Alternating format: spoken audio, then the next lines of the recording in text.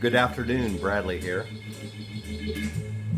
Today's video is a contribution to the ongoing series of Blue Note Records, the 4000 series that was started by Sherv, Dave, and Rob. So this brings us to the catalog number 4100.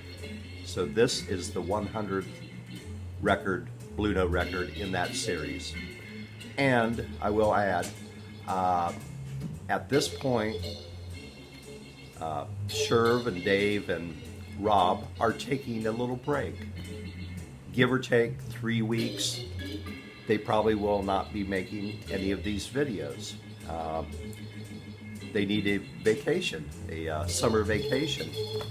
So they've been pumping these videos out left and right, along with other people contributing, and everybody needs a break. So in 3 weeks, they'll start kicking this series back up. So what you are listening to in the background is the 4100 number. It is Jimmy Smith plays Fats Waller.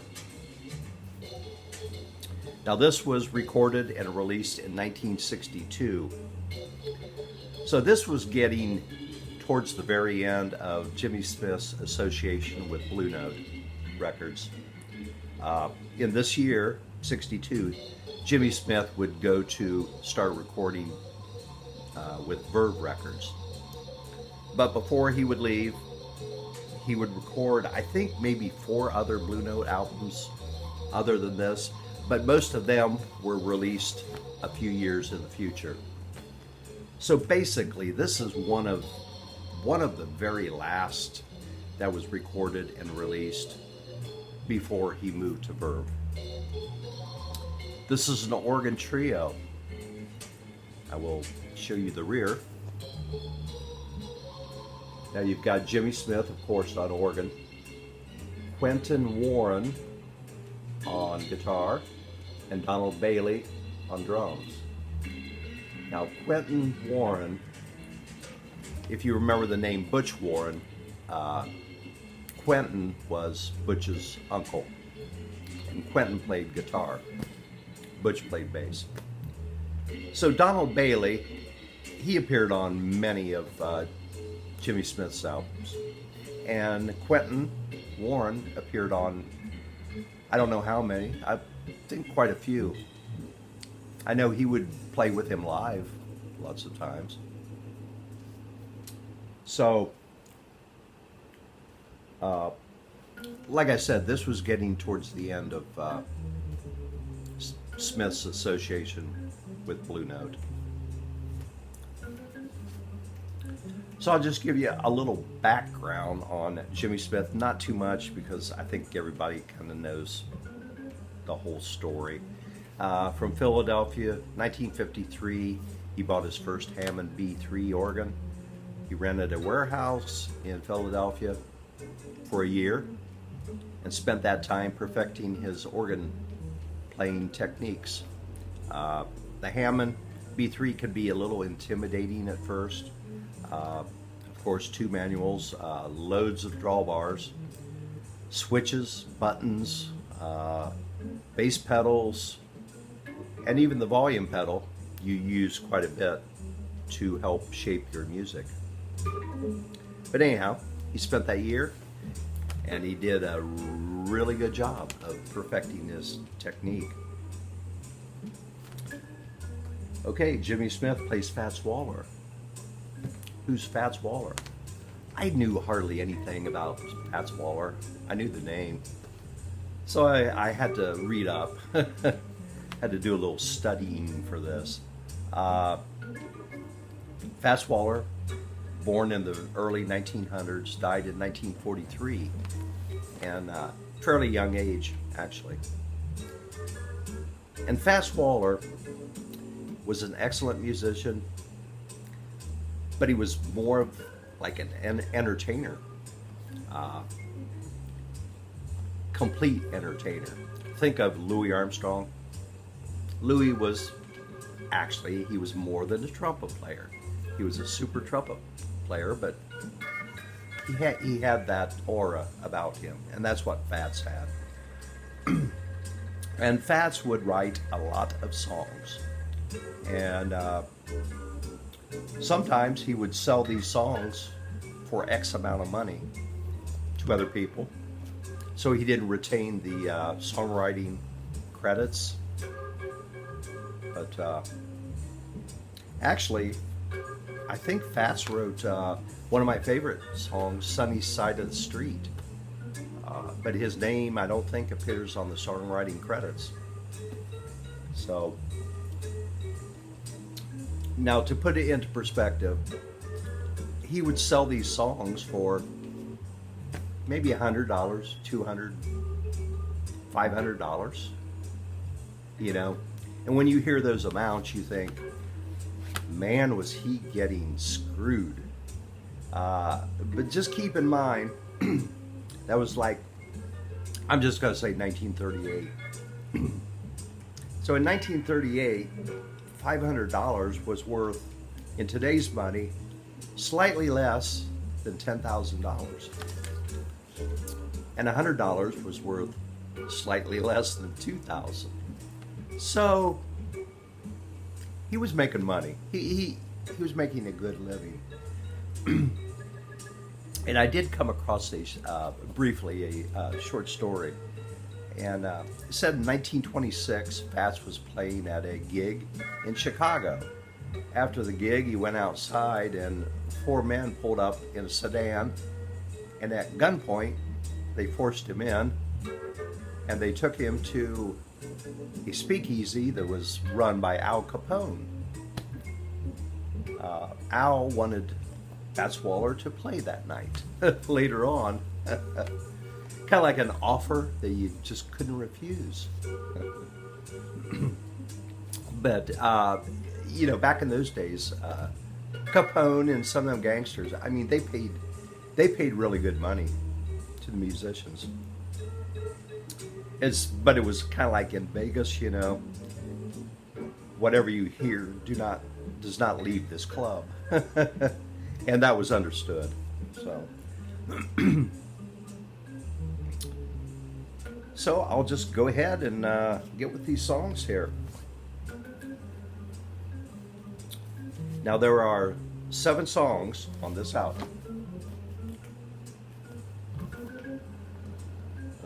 Kind of put those in. And 2 of these were actually written by Fats Waller.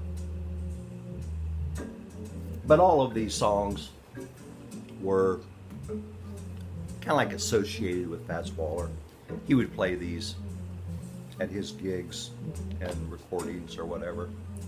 So, okay, now this is, well, I was going to say it's not bad timing. This next song coming up is Ain't She Sweet? And that is the 3rd song. But I will start out by saying that the first song is called Everybody Loves My Baby. Now, if you can hear that in the background, that organ technique is called squabbling. Basically, it's covering a whole octave from your thumb to your pinky and kind of wavering, moving your hand like that to get that wavy sound. To me, that technique is really irritating, especially when you get those high trebly sounds in there. That's just my opinion. But on this album, 4 of the 7 songs use this organ technique. So anyhow, it starts out with Everybody Loves My Baby. It's got that squabbling. The second song, which was the one right before this, Squeeze Me. Now that had the more traditional Jimmy Smith organ playing, kind of bluesy organ playing. Sounds great. This one, I'm sure you recognize it. It's Ain't She Sweet. It's got that squabbling. Now the next song, be the last song on the first side, is a song that Fats Waller wrote, and that is Ain't Misbehavin'. I'm pretty sure everybody, or most people, know that song. It's been recorded across every genre. Fantastic song. I've always loved Ain't Misbehavin'. But on here, they use that squabbling. Okay, let's go to the B side of the record. It starts out with Lulu's Back in Town. Now this goes more with the traditional bluesy Jimmy Smith organ playing and sound. I love it. Great song. And the second song, which was also written by Fats Waller, Honeysuckle Rose. Very popular song back then. And that uses that traditional Jimmy Smith organ playing. Sounds good. Now this album ends with the song I Found a New Baby. And once again, this ends on a squabbling note.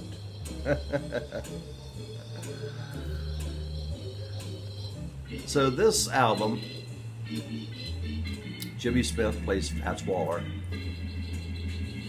Now, if you see this in the wild, definitely pick it up because it's going to be either original or I don't think it was pressed that many times.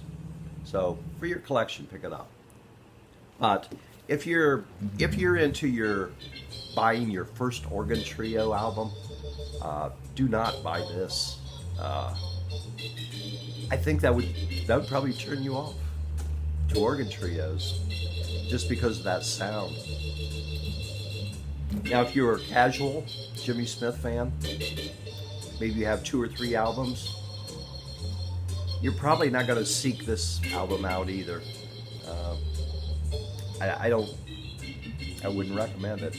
Now, if you're deep into Jimmy Smith, which I consider myself deep into Jimmy Smith,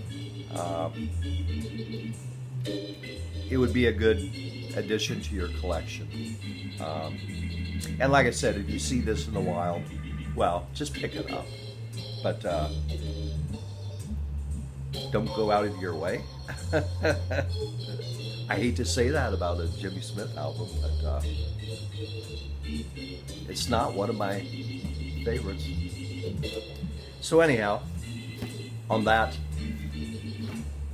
rousing finale, I'll remind you once again, this will be the last video in this series, the 4000 series, for give or take 3 weeks.